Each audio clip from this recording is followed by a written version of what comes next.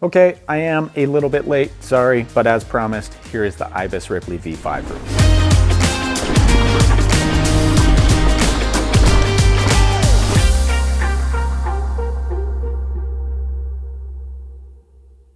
Earlier this month, Ibis launched the Ripmo V3 and the Ripley V5. We've already done the Ripmo V3 video, go check that out if you haven't seen it yet. Today we're going to do the new Ripley. The new Ripley and Ripmo share the same frame, so you'll see a lot of the same changes and updates with the Ripley as we just saw with the Ripmo. Ripley gets a little bit more travel, it gets updated geometry, updated suspension kinematics, in-frame down tube storage. And on paper, the Ripley looks a little bit bigger, it looks a little bit burlier and more rugged than the previous versions. So did it lose that lively, fun, snappy characteristic? Or is it still that zippy little trail bike that it's famous for being? So what is new with the Ripley V5? Let's cover some high-level details before we go ride. The new Ripley now comes with just a little bit more travel. It's bumped up from 120 to 130 in the rear. It now comes with a 140mm fork. And the geometry gets quite a bit slacker here versus the previous version.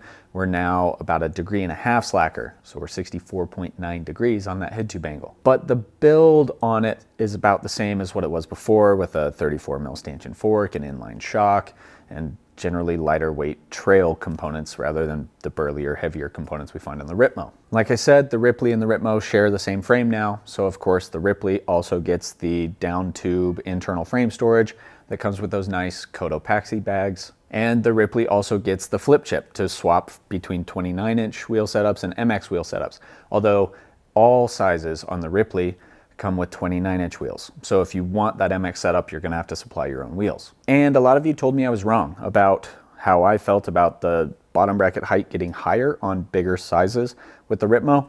We see that exact same feature here on the Ripley, where with an increasing wheelbase on bigger sizes, we now see the bottom bracket height getting a little bit higher for better ground clearance, better pedal clearance. I'm sticking to my guns. I'm not wrong, you're wrong. I would like the lowest BB I can have, especially as a tall guy with an already very high center of gravity. I want my center of gravity as low as it can be. I don't need it to be even higher. And this one's a bit of an elephant in the room. Everyone's been asking, how much does the Ripley weigh? Is it overbuilt because it now shares the same frame with a Ripmo? And yeah, it's heavier than the old frame. It has a down tube storage compartment, which means you have to reinforce the frame, which means the frame weight goes up.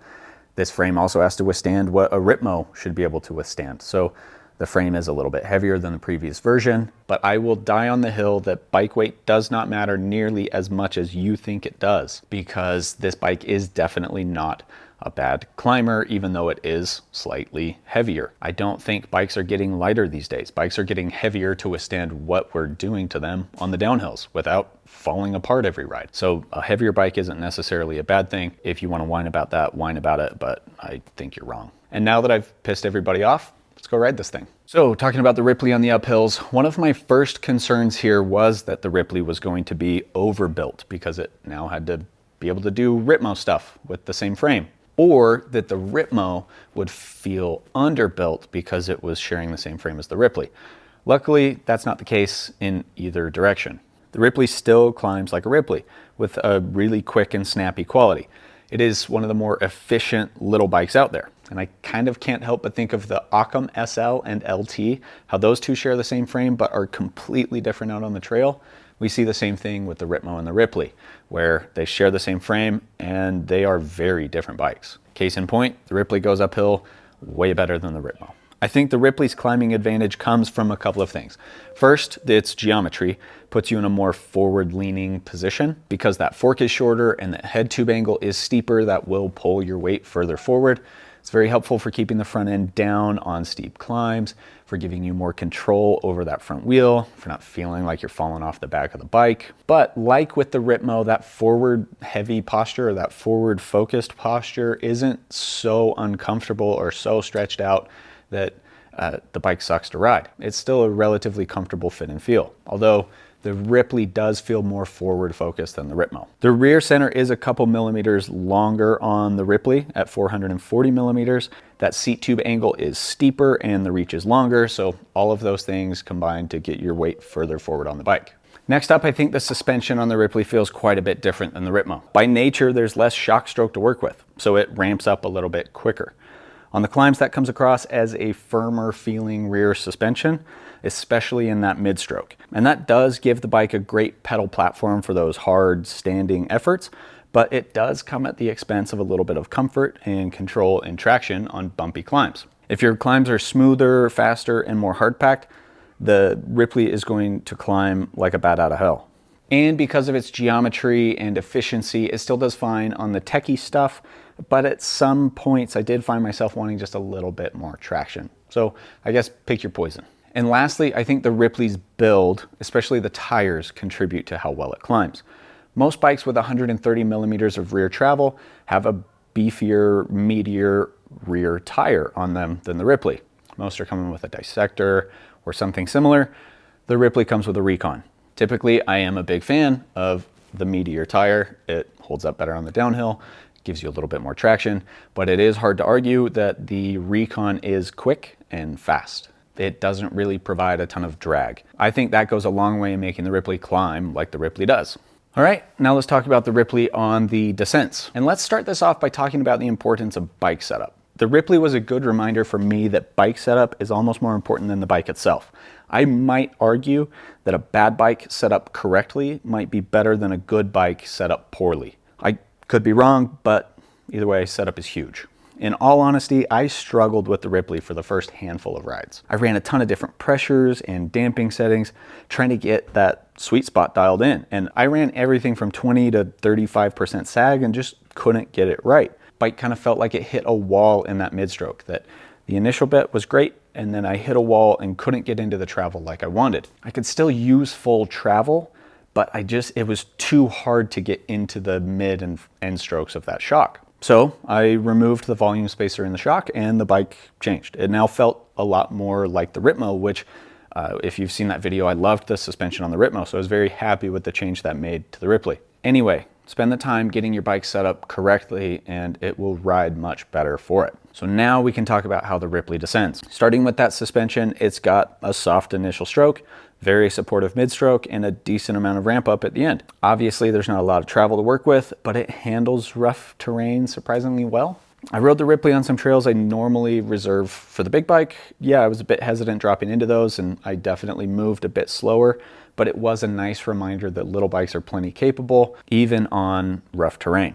Overall, the suspension on the Ripley feels firmer and a little bit less forgiving than the Ripmo, but that works in the bike's favor on the terrain it was designed for. On those fast and flowy and smoother trails, that firmer feel is actually very beneficial because you lose less momentum when you're pumping and cornering and jumping. The bike just holds that momentum and holds more energy for you.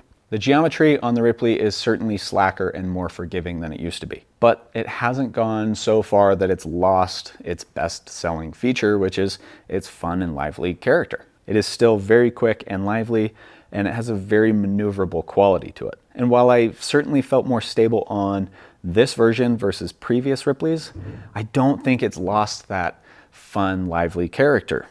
I think it now just strikes a better balance between stability and agility.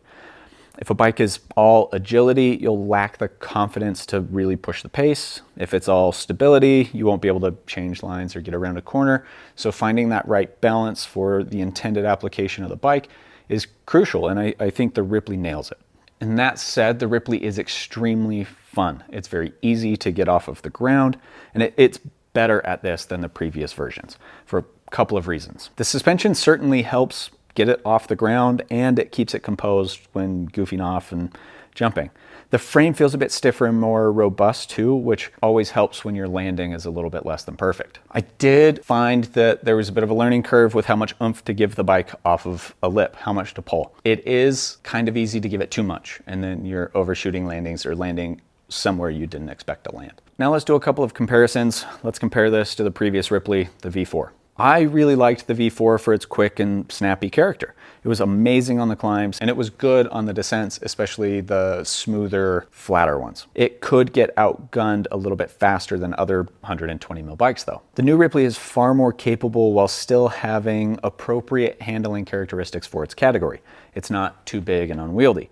And yeah, it is bigger and it is more stable than the old one, but I think the bike gets more versatile because of it. Previously, I wouldn't have wanted to ride much double black terrain on the Ripley.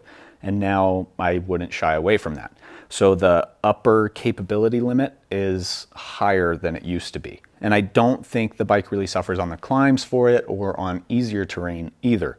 I think it just increased the capability without shifting everything up the scale. Now let's talk about the Transition Smuggler versus the Ibis Ripley. Both are 130mm bikes and they have very similar geo and builds. These two are actually very similar on paper. I think the Ripley is the quicker and more efficient climber, and I think it's also the more fun and playful descender. The Smuggler feels a bit more serious, like it wants to go faster and straighter, and the Ripley's happier to duck and dive and dodge and weave, jump, get airborne. But if I had to ride some rough and rugged terrain, I'd probably grab the Smuggler over the Ripley. Now let's compare to the Occam SL. The Occam SL has 10 mils more rear travel, but it actually feels quite a bit more XC than the Ripley. The Occam SL is faster uphill, but that does come at the expense of stability and downhill performance. It feels a bit more timid at speed and in chunky terrain, and it's less fun and engaging than the Ripley too. So if I prioritize climbs, I'd take the Occam. If I prioritize descents, I'd take the Ripley. And now what would I change about the Ripley V5? There isn't much I don't like, apart from my initial struggles with the setup.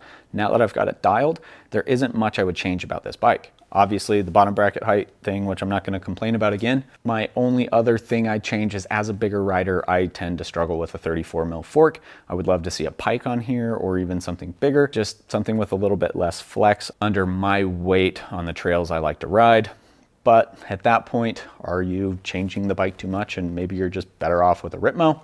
I don't know. That's a good question. So who is the Ripley V5 for? I like the Ripley for a couple different rider groups. The first group is the big ride folks, the folks who are climbing a lot, covering a lot of ground, and by nature, they're going to cover a lot of different types of terrain. They'll find themselves on flowy stuff as well as rough and difficult trails, and that's both up and down. So the Ripley is versatile enough to cover that entire spectrum, both on the climbs and the descents. It's a great climber and a capable descender. It won't have you feeling overgunned or undergunned on most of the trails you're going to ride. Of course, it can get in over its head.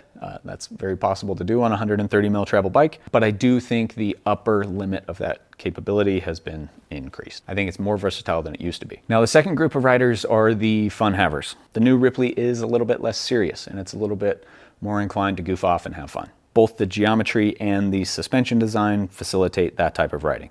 So if you're not too interested in putting down the fastest times, both up and down the mountain, you'll probably really enjoy this one. You'll get more smiles per mile than with a lot of other bikes in the category, especially considering you could run it as an MX setup, which maybe helps that even more. All right, that's gonna do it for the Ripley. If you're still torn between the Ripmo and the Ripley, stay tuned for the showdown.